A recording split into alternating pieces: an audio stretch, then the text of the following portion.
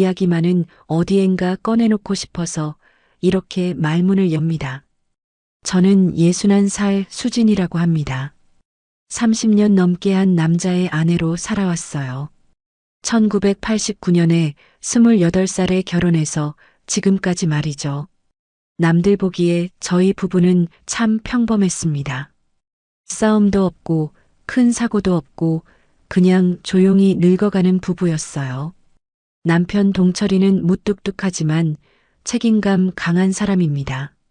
새벽 6시에 일어나 시청 공무원으로 출근하고 저녁 7시면 꼬박꼬박 집에 들어와서 저와 함께 밥을 먹었어요.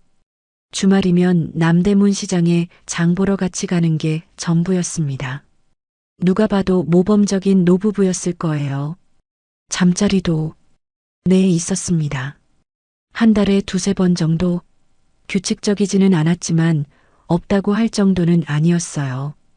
제가 싫어서 피한 적도 없고 동철이가 강요한 적도 없고 그냥 서로의 리듬대로 그저 그런 줄 알고 살았습니다. 동철이는 항상 조심스러웠어요. 불을 끄고 조용히 빨리 끝내는 방식이었죠. 저도 그게 당연하다고 생각했고요.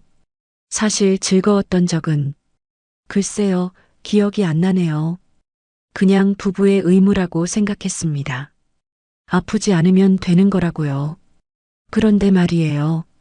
지금 와서 돌이켜보면 제가 동철이와 함께한 수십 년 동안 단 한 번도 의문을 품지 않았다는 게 오히려 놀랍기도 해요.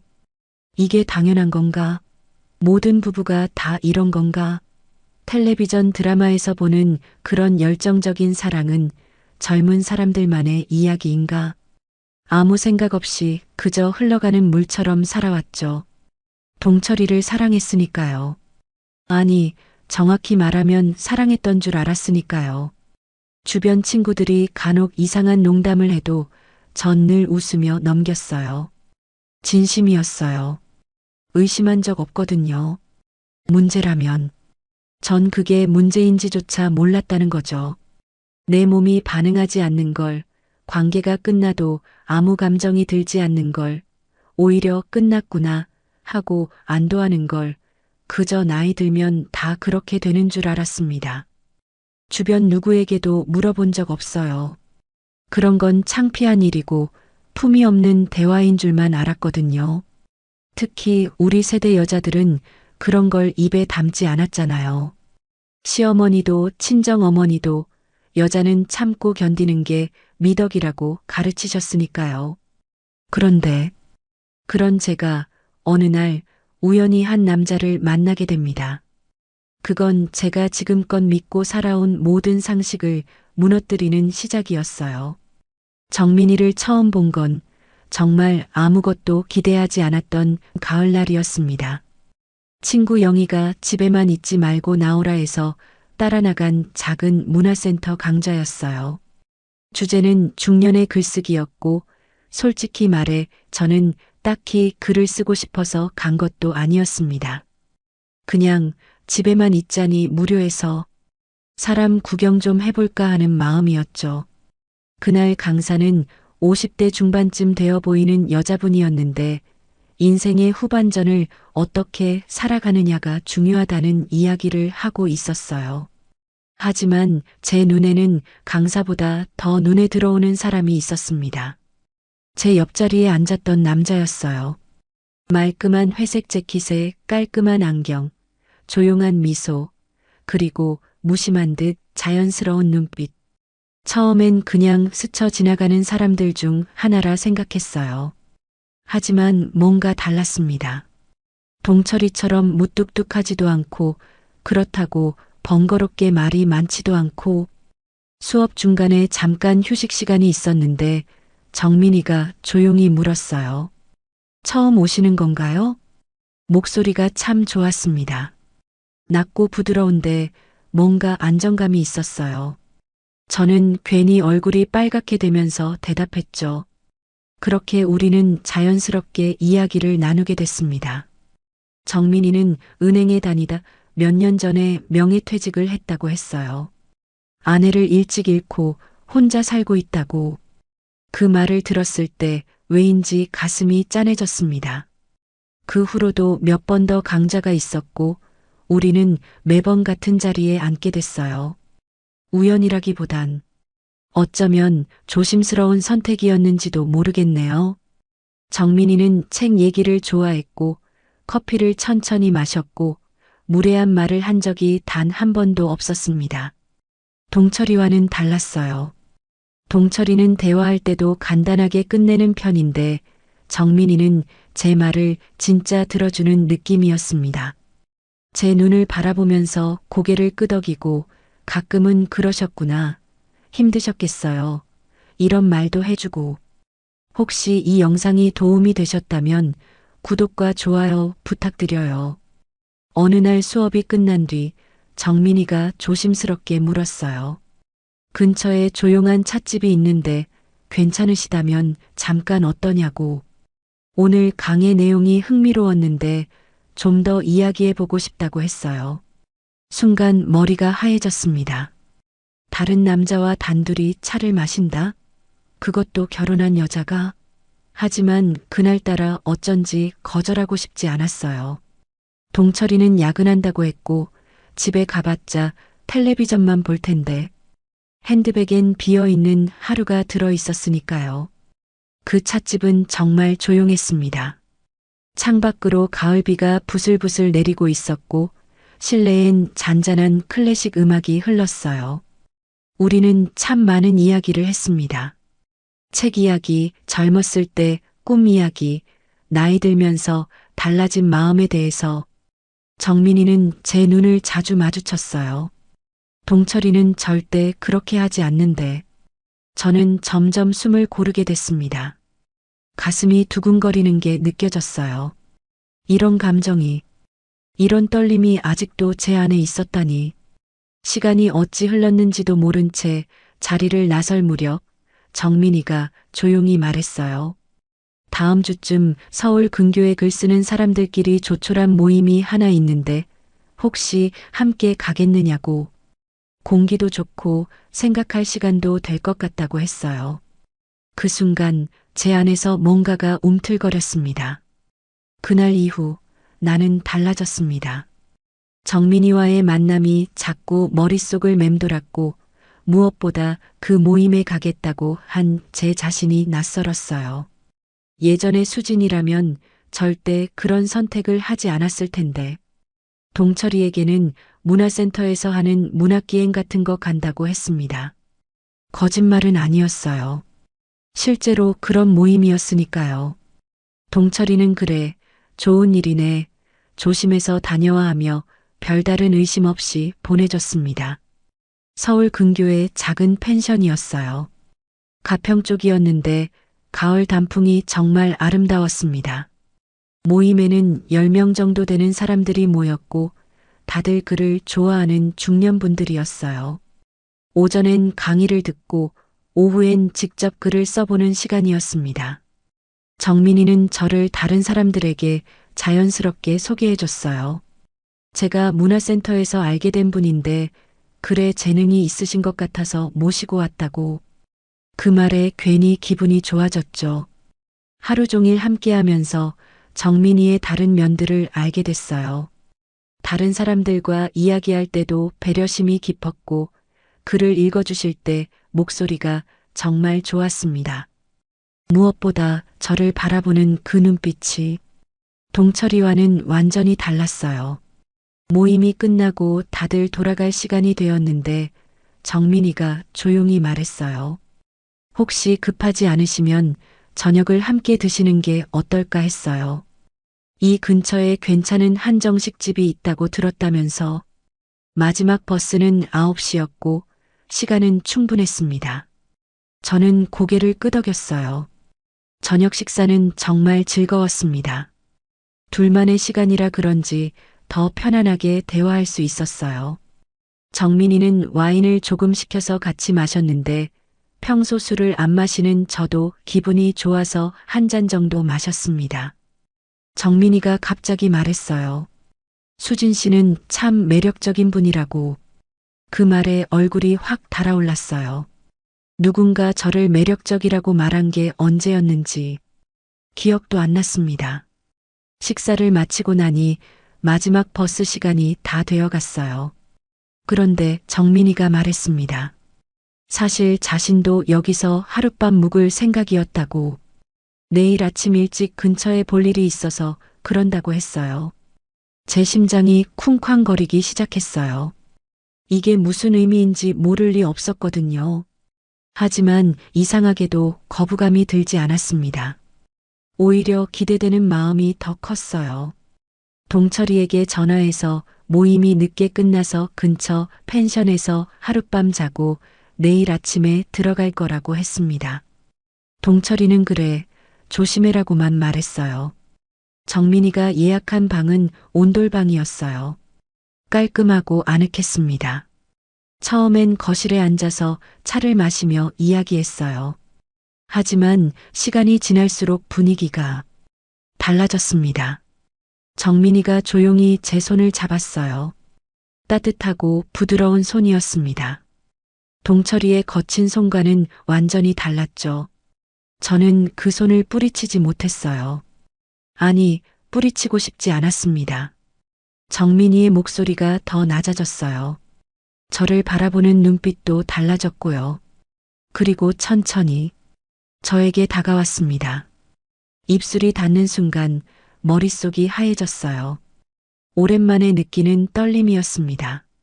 아니, 어쩌면 처음 느끼는 감정이었을지도. 정민이는 조심스럽게 제 옷을 벗기기 시작했어요. 저도 모르게 몸을 맡겼습니다. 그런데 그 순간 내 눈앞에 펼쳐진 광경에 정말 숨이 멎는 줄 알았습니다. 이게 가능한 크기인가요? 정민이의 것이 너무도 컸습니다. 비유도 과장이 아닌 그냥 제가 여태껏 본 것과는 완전히 다른 세계였어요. 동철이의 것과 비교하면 비교 자체가 안 됐습니다. 여태껏 봤던 건 동철이 하나뿐이었어요. 그리고 나는 그것이 보통이라고 믿고 30년을 살아왔습니다. 손가락 정도 굵기에 길이도 그저 그랬죠. 동철이와의 관계에서 제가 특별한 감정을 느끼지 못했던 이유를 이제야 알 것 같았어요. 눈을 뗄 수 없었어요. 두려움, 당황스러움, 궁금함, 그리고 묘한 떨림이 밀려들었습니다. 이게 잘못된 일인 건 알아요. 그런데 몸이 먼저 반응하더군요. 떨리고 뜨겁고 심장이 두근대는 소리가 내 귀에 울렸어요. 정민이가 걱정스러운 목소리로 물었어요. 너무 놀라셨나 봐요. 괜찮으시냐고. 저는 아무 말도 할 수 없었습니다. 그냥 신기하고 두렵고 그러면서도 궁금했어요. 정민이는 정말 신사적이었어요. 저를 재촉하지 않았고 오히려 제가 적응할 수 있도록 기다려줬습니다. 천천히 제 몸을 어루만지면서 긴장을 풀어주려고 했어요. 처음에는 정말 걱정됐어요. 이게 들어갈 수 있을까? 아프지 않을까? 그런 생각들이 머리를 가득 채웠죠. 하지만 정민이가 너무 조심스럽게 천천히 해줘서 들어오는 순간 처음엔 아팠어요. 당연하죠. 크기가 너무 달랐으니까요. 하지만 시간이 지나면서 이런 말을 해도 되는 건가요? 몸이 점점 적응하기 시작했어요. 그리고 그때부터였습니다. 제가 지금까지 몰랐던 감각들이 밀려오기 시작한 건 깊이가 달랐어요. 동철이와는 비교도 안 될 정도로 깊숙이 들어왔고 그 느낌이 말로 표현하기 어려웠어요. 몸 안 깊은 곳까지 꽉 차는 느낌이었습니다. 움직일 때마다 몸 전체가 반응했어요. 지금까지 느껴본 적 없는 감각이었죠. 숨이 가빠지고 다리에 힘이 빠지고 가슴이 떨렸어요. 이런 게 진짜 관계였구나 싶었습니다. 정민이는 계속 물어봤어요. 괜찮으시냐고, 아프면 말해달라고. 그런 배려심이 더욱 저를 안심시켜줬죠. 시간이 지나면서 저도 모르게 몸이 반응하기 시작했어요. 허리가 자연스럽게 움직여지고 입에서는 제가 낸 줄도 몰랐던 소리가 나왔습니다. 이런 죄가 있었다니. 절정에 이르렀을 때, 정말 말하기 부끄럽지만 제 몸이 이렇게 반응할 수 있다는 걸 처음 알았어요. 온몸이 떨리고 머릿속이 하얘지고 마치 다른 세상에 있는 것 같았습니다. 동철이와는 절대 느껴본 적 없는 감각이었어요. 30년 동안 한 번도. 관계가 끝나고 나서 저는 정민이의 품에서 한참을 울었어요. 기쁨의 눈물인지 슬픔의 눈물인지 스스로도 몰랐어요. 그냥 너무 벅찼습니다. 정민이가 조용히 제 머리를 쓰다듬으며 말했죠. 이런 감정 처음이신가 봐요라고. 저는 그제야 작은 소리로 대답했어요. 응, 처음이야. 나 이런 줄 몰랐어. 그날 밤 나는 아주 또렷하게 알게 됐습니다. 61년 넘게 나는 느끼지 못하는 삶을 살아왔다는 것. 몸도 마음도 감정도 다 눌러놓고 다 가린 채로 살았다는 것을. 이게 사랑이든 욕망이든 죄든 지금 내 안의 감정만큼은 거짓이 아니었습니다. 그리고 나는 다시 돌아갈 수 없다는 걸 그 밤 뼛속 깊이 느꼈어요. 그 다음 날 아침 집으로 돌아오는 버스 안에서 저는 계속 어제 밤을 떠올렸어요. 창밖 풍경이 지나가는데도 눈에 들어오지 않았습니다. 온통 정민이와의 그 순간들만 머릿속을 맴돌았죠.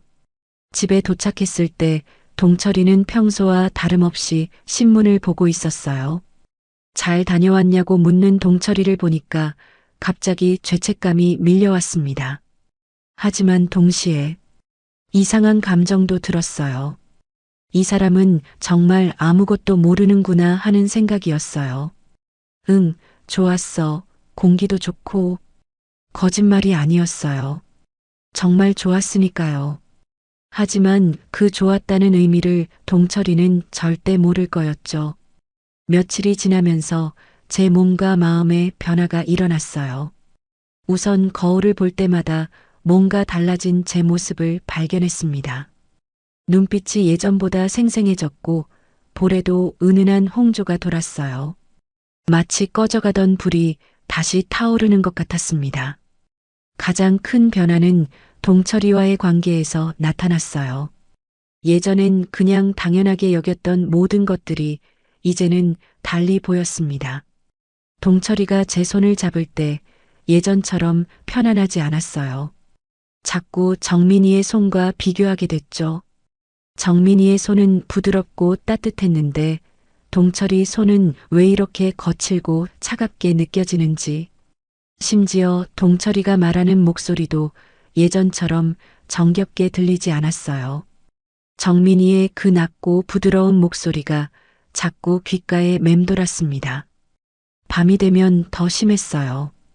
동철이와 함께 잠자리에 누우면 자꾸 어제 밤이 생각났습니다. 정민이와 함께했던 그 깊고 강렬했던 순간들이. 동철이는 여전히 똑같았어요. 불을 끄고 조용히 빨리 끝내는 방식. 하지만 이제 저는 다른 걸 알아버렸죠. 어느 날 밤 동철이가 저에게 다가왔어요.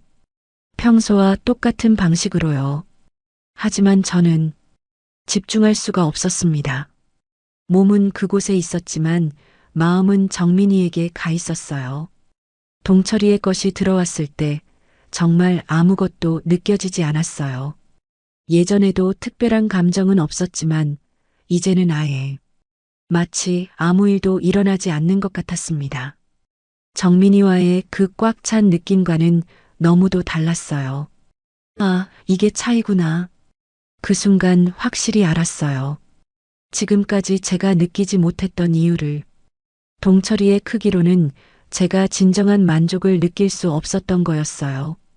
관계가 끝나고 동철이는 금세 잠들었지만 저는 잠들 수가 없었습니다. 천장을 바라보며 계속 생각했어요. 나는 지금까지 뭘 하며 살았을까? 이 모든 걸 모르고 살아온 내 인생이 너무 아깝지 않나? 다음 날부터 정민이에게 연락하고 싶은 마음이 굴뚝 같았어요. 휴대폰을 들었다 놨다를 수십 번 반복했습니다. 하지만 먼저 연락하기가 쉽지 않았어요. 그래도 결혼한 여자가. 그런데 사흘째 되던 날 정민이에게서 문자가 왔어요. 안녕하세요. 수진 씨, 잘 지내시죠? 그날 이후 자꾸 생각이 나네요. 혹시 시간 되실 때 다시 만날 수 있을까요? 그 문자를 받는 순간 가슴이 쿵쾅거렸어요. 기다리고 있었구나, 나도. 저는 바로 답장을 보냈습니다. 저도 계속 생각했어요. 만나고 싶어요. 그렇게 우리는 다시 만나기로 했어요. 이번엔 제가 먼저 나섰습니다. 동철이에게는 친구들과 영화 보러 간다고 했죠. 점점 거짓말이 늘어가고 있었지만 멈출 수가 없었어요. 정민이와 만난 곳은 조용한 호텔 커피숍이었어요. 서로를 보는 순간 말없이도 알 수 있었죠. 우리 둘 다 그날 밤을 계속 생각하고 있었다는 걸. 정민이가 걱정스럽게 물었어요. 괜찮으시냐고, 혹시 후회하시는 건 아니냐고. 저는 고개를 저었습니다. 후회는 안 해요. 오히려 나 자신을 처음 알게 된 것 같아서. 그날 우리는 다시 함께 했어요. 이번엔 호텔 방에서 첫 번째보다 훨씬 자연스럽고 깊게 서로를 느꼈습니다. 제 몸도 이제 정민이에게 익숙해져서 더 큰 즐거움을 느낄 수 있었어요. 그날 이후로 저는 확실히 알았습니다. 나는 이제야 진짜 나를 만났다는 것을, 그리고 이 감정을 포기할 수 없다는 것을요. 정민이와의 두 번째 만남 이후 제 일상은 완전히 바뀌었어요. 겉으로는 똑같아 보였겠지만 속으로는 모든 게 달라져 있었습니다. 아침에 일어나 화장대 앞에 앉으면 거울 속 제 모습이 낯설었어요. 분명히 같은 얼굴인데 뭔가 생기가 돌았달까요? 눈빛도 예전보다 또렷해졌고 입술도 더 붉어 보였습니다. 동철이는 눈치채지 못했지만 저는 알 수 있었어요. 제 안에 잠들어 있던 여자가 깨어났다는 걸. 가장 힘든 건 동철이와의 시간이었어요. 특히 밤 시간이 그랬습니다. 동철이가 저에게 다가올 때마다 저는 마음속으로 정민이를 떠올렸어요. 동철이의 손길, 동철이의 움직임, 모든 게 정민이와 비교됐습니다. 어느 날 밤 동철이와 관계를 하는 중에 정말 창피한 얘기지만 저는 눈을 감고 정민이를 상상했어요. 정민이의 크고 뜨거운 것이 제 안에 들어오는 걸 상상하며 그래야만 조금이라도 감정을 느낄 수 있었거든요. 동철이의 것은 정말 작았어요. 정민이와 비교하면 아예 느껴지지도 않을 정도였죠. 들어왔는지 안 들어왔는지도 모르겠고 움직이는 것도 거의 느껴지지 않았어요. 이런 걸로 30년을 살아왔다니 제 인생이 너무 아까웠습니다. 관계가 끝나고 동철이는 늘 그렇듯 바로 잠들었어요. 하지만 저는 전혀 만족스럽지 않았죠. 몸이 달아오르기는커녕 오히려 더 허전했어요. 그럴 때마다 정민이가 그리웠습니다. 정민이와는 일주일에 한두 번씩 만나게 됐어요. 처음엔 조심스러웠지만 점점 대담해졌죠. 동철이에게는 온갖 핑계를 댔어요. 친구 만난다. 문화센터 추가 수업 있다. 백화점 세일한다. 거짓말이 점점 늘어갔지만 죄책감보다는 설렘이 더 컸어요. 정민이와 함께하는 시간은 정말 달랐어요. 우선 정민이는 저를 진짜 여자로 대해줬습니다. 만날 때마다 오늘 더 예뻐졌네요. 그 옷 정말 잘 어울려요. 이런 말들을 해줬어요. 동철이는 결혼 후 단 한 번도 그런 말을 해준 적이 없었거든요. 호텔에서의 시간은 정말 말로 표현하기 어려워요. 정민이는 제 몸을 정말 소중히 다뤘습니다. 천천히 부드럽게 제가 원하는 대로. 그리고 무엇보다 제 반응을 끝까지 지켜봐 줬어요. 정민이의 것은 정말 컸어요. 처음엔 아팠지만 이제는 그 크기와 깊이에 완전히 적응했습니다. 아니, 적응을 넘어서 그것 없이는 만족할 수 없게 됐어요. 정민이와 함께할 때만 제가 진짜 살아있다는 느낌이 들었거든요. 어느 날 정민이가 말했어요. 수진 씨, 남편분과는 어떠세요? 혹시 눈치채시는 건 아니죠? 저는 쓴웃음을 지었어요. 눈치챌 리가 없어요. 그 사람은 관심도 없고 알려고 하지도 않으니까요. 사실이었어요. 동철이는 제가 달라진 것도 제가 뭘 원하는지도 전혀 모르고 있었어요. 아니, 알려고 하지도 않았죠. 정민이가 조심스럽게 물었어요. 혹시 후회하세요? 저는 단호하게 고개를 저었습니다. 전혀요. 오히려 이제야 제가 누군지 알게 된 것 같아요. 정말이었어요. 정민이를 만나기 전까지 저는 그냥 동철이의 아내, 누군가의 엄마로만 살았어요. 하지만 이제는 수진이라는 한 명의 여자로 살고 있었습니다. 샤워를 할 때도 달라졌어요. 예전엔 그냥 씻기만 했는데 이제는 거울을 보며 제 몸을 살펴봤어요.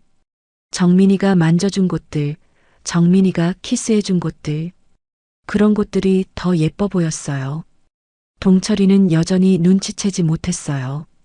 아니, 애초에 관심이 없었을지도 모르죠.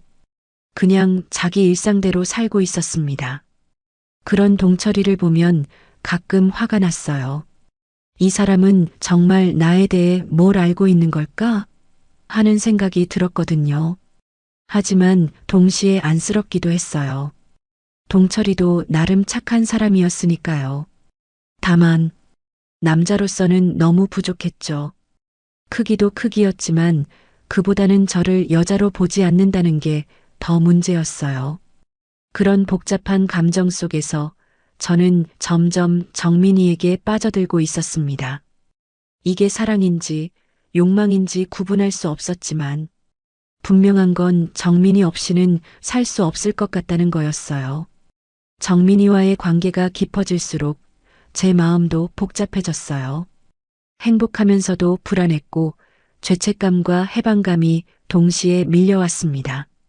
무엇보다 앞으로 어떻게 살아야 할지 모르겠더라고요. 어느 날 동철이가 이상한 말을 했어요. 수진아, 요즘 뭔가 달라진 것 같은데. 무슨 좋은 일 있어? 순간 가슴이 철렁했어요. 혹시 눈치챈 걸까요? 하지만 동철이 표정을 보니 의심하는 건 아니었어요. 오히려 기뻐하는 것 같았죠. 뭐가 달라? 글쎄, 예전보다 생기가 있어 보여. 화장도 더 진하게 하고 옷도 예쁜 걸로 골라 입고 좋은 거야. 나이 들어서도 꾸미려고 하는 게 그 말을 듣고 정말 복잡했어요. 동철이는 제가 다른 남자 때문에 달라진 줄도 모르고 오히려 좋아하고 있었으니까요. 그런 순진한 동철이를 보니 더 미안해졌어요. 하지만 동시에 화도 났어요.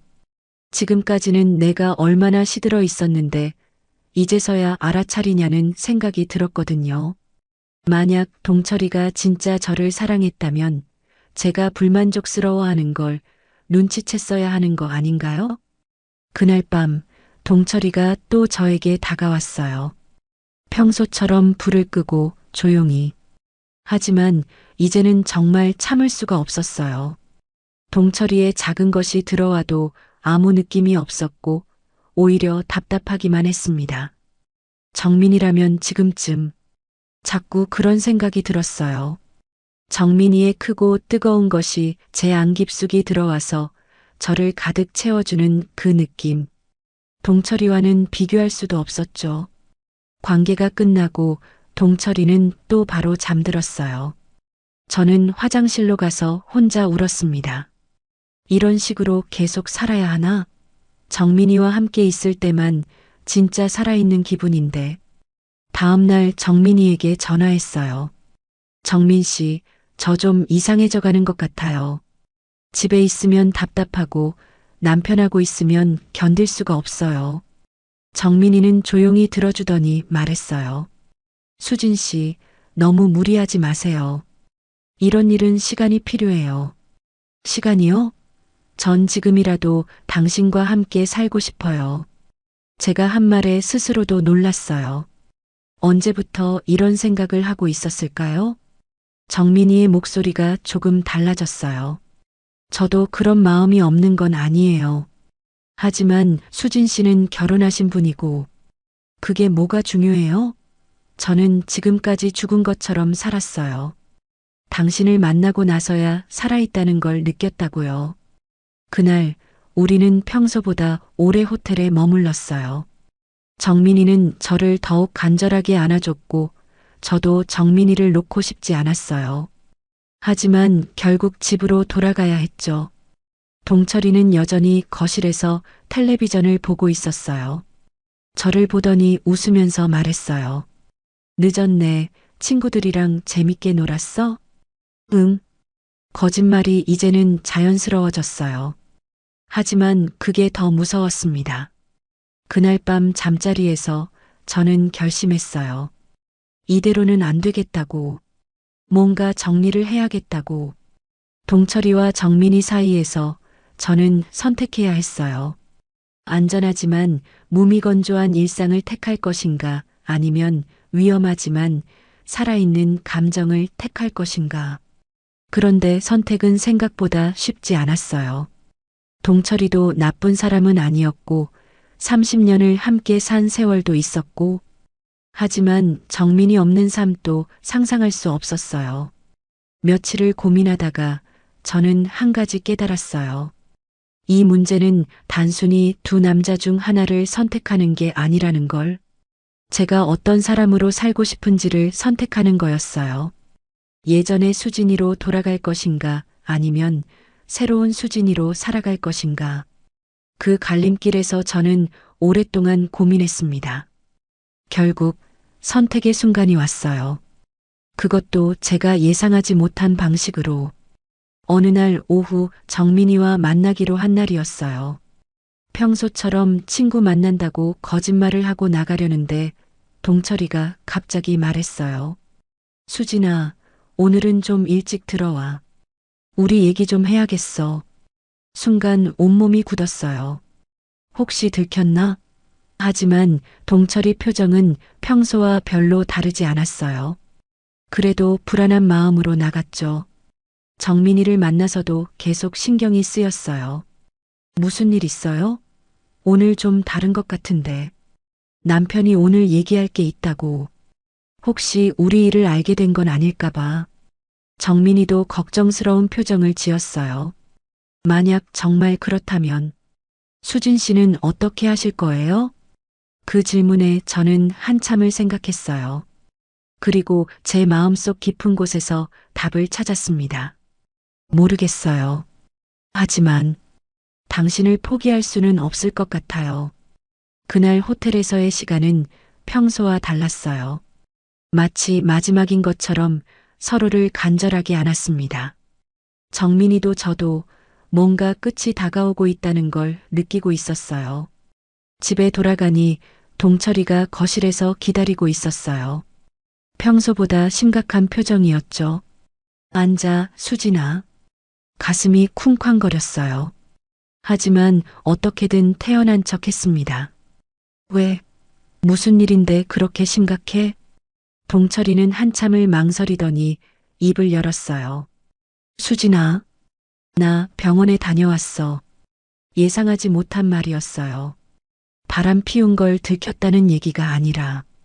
병원? 왜? 어디 아파? 전립선에 문제가 있대. 그것도 꽤 심각한 것 같아. 순간 머릿속이 하얘졌어요. 동철이가 아프다고? 얼마나 심각한데? 수술해야 한대. 그런데 수술하고 나면 부작용이 있을 수 있다고. 동철이는 말을 잇지 못했어요. 저는 무슨 부작용인지 짐작할 수 있었어요. 성기능에 문제가 생길 수 있다는 거야? 동철이가 고개를 끄덕였어요. 의사가 앞으로는 부부관계가 어려울 수도 있다고. 그 순간 제 마음이 복잡해졌어요. 동철이와의 관계에 불만이 있긴 했지만 이런 식으로 끝날 줄은 몰랐거든요. 그래서 미안해, 수진아. 이런 남편이어서. 동철이가 고개를 숙였어요. 30년을 함께 산 남편이 저에게 사과하고 있었습니다. 그것도 자신의 잘못이 아닌 일로. 그때 깨달았어요. 동철이도 나름대로 저를 사랑하고 있었다는 걸. 다만 표현 방식이 다를 뿐이었던 거죠. 왜 미안해? 당신 잘못이 아닌데. 제가 위로했지만 마음 한편으로는 이상한 안도감도 들었어요. 이제는 동철이와의 관계에서 죄책감을 느끼지 않아도 되겠구나 하는. 동철이 수술은 한 달 후로 잡혔어요. 그 한 달 동안 저는 많은 생각을 했습니다. 정민이와의 관계를 계속할 것인가, 아니면 이 기회에 정리할 것인가. 정민이에게 상황을 설명했을 때 정민이도 복잡해했어요. 어려운 상황이네요. 수진 씨는 어떻게 하고 싶으세요? 잘 모르겠어요. 남편이 아프니까 더 미안하고. 하지만 당신을 포기하기도 싫고. 그 후로도 우리는 몇 번 더 만났어요. 하지만 예전 같지는 않았죠. 뭔가 무거운 그림자가 드리워져 있었어요. 동철이 수술을 받는 날, 저는 병원에서 하루 종일 기다렸어요. 수술은 성공적이었지만 의사의 말대로 부작용은 피할 수 없었습니다. 그날 밤 병원에서 돌아와 혼자 있으면서 결심했어요. 이제는 정말 선택해야 할 때라고. 며칠 후 정민이를 만나서 말했어요. 정민 씨, 저 이제 그만하려고요. 정민이는 놀란 표정을 지었어요. 갑자기 왜요? 남편분 때문인가요? 그것도 있지만 제가 이제 진짜 원하는 게 뭔지 알 것 같아요. 정민이는 제 손을 잡았어요. 수진 씨, 고마워요, 정민 씨. 당신 덕분에 저는 진짜 저를 알게 됐어요. 여자로서의 제 자신을. 하지만 이제는 다른 방식으로 살아보려고요. 정민이는 한참을 말없이 있다가 물었어요. 후회하지 않으실 거예요? 후회는 없을 거예요. 이 모든 경험이 저에게는 정말 소중했으니까요. 그날이 정민이와의 마지막 만남이었어요. 서로 연락처를 지우고 깔끔하게 정리했습니다. 집으로 돌아와서 동철이를 봤을 때 마음이 편했어요. 이제는 거짓말할 필요도 없고 죄책감에 시달릴 필요도 없었죠. 어디 갔다 와? 응, 친구 만났어. 마지막 거짓말이었어요. 동철이는 수술 후 많이 약해져 있었어요. 예전보다 저에게 더 의존적이 되었죠. 그런 동철이를 보면서 저는 새로운 역할을 찾았어요. 남편의 아내가 아니라 동반자로서의 역할을. 물론 쉽지 않았어요. 가끔은 정민이가 그리웠고 그 깊고 강렬했던 순간들이 그리웠습니다. 하지만 그것도 시간이 지나면서 추억이 됐어요. 대신 저는 다른 것들을 찾았어요. 문화센터에서 배운 글쓰기를 계속했고 제 경험을 바탕으로 소설도 써봤어요. 물론 이런 내용은 아니었지만 그래도 글을 쓰면서 제 감정을 정리할 수 있었죠. 지금 생각해보면 정민이와의 그 시간들은 제 인생에서 정말 중요한 터닝 포인트였어요. 그 전까지는 그냥 살았다면 그 후부터는 진짜 제가 살기 시작했으니까요. 동철이와의 관계도 달라졌어요. 예전처럼 무미건조하지는 않았어요. 육체적인 관계는 없어졌지만 오히려 마음으로는 더 가까워진 것 같았어요. 서로를 이해하고 배려하는 진짜 부부가 된 기분이었죠. 가끔 동철이가 미안해할 때가 있어요. 남자로서 역할을 못한다고. 그럴 때마다 저는 말해줘요. 괜찮아. 우리에게는 더 중요한 게 있잖아. 그게 뭔지는 말하지 않지만 동철이도 알고 있는 것 같아요. 이제 저는 63살이 됐어요. 정민이와 헤어진 지도 2년이 넘었죠. 가끔 길에서 비슷한 뒷모습을 보면 가슴이 떨리기도 하지만 그것도 이제는 달콤한 추억일 뿐이에요. 제가 이 이야기를 하는 이유는 혹시 저처럼 자신을 모르고 살아가는 분들이 있다면 너무 늦었다고 생각하지 말라는 거예요. 언제든 새로운 자신을 발견할 수 있어요. 그것이 어떤 형태든 상관없이요. 물론 저는 운이 좋았던 편이에요. 정민이 같은 신사적인 사람을 만났으니까요. 하지만 중요한 건 상대가 아니라 자기 자신이에요.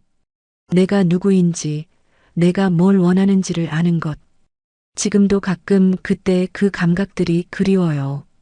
정민이의 크고 뜨거웠던 것이 제 안을 가득 채우던 그 느낌. 하지만 그것만이 전부는 아니었어요. 더 중요한 건 그를 통해 발견한 제 자신이었죠. 동철이가 작다는 걸 안 것도 중요했지만 더 중요한 건 제가 작게 살지 않아도 된다는 걸 깨달은 거였어요. 지금 저는 행복해요. 완전히 만족스럽지는 않지만 후회 없이 살고 있어요. 그리고 언젠가 또 다른 형태의 설렘이 찾아올지도 모르죠. 인생은 참 신기해요. 예순이 넘어서도 이런 경험을 할 수 있다니. 그렇게 작은 줄 몰랐던 제 자신이 이렇게 커질 수 있었어요. 이것이 제 이야기입니다. 부끄럽지만 진실한 이야기. 혹시 누군가에게 작은 용기가 될 수 있다면 좋겠어요. 감사합니다. 재밌게 보셨나요? 구독과 좋아요 눌러주세요.